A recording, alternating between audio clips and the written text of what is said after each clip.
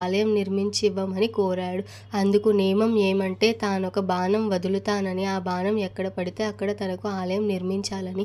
అలా కట్టిన ఆలయం శబరిమలలో ఉంది. అక్కడ అయ్యప్ప స్థిర నివాసం ఏర్పరుచుకొని తన భక్తుల పూజలు అందుకుంటున్నాడని భక్తుల విశ్వాసం. స్వామియే శరణమయ్యప్ప.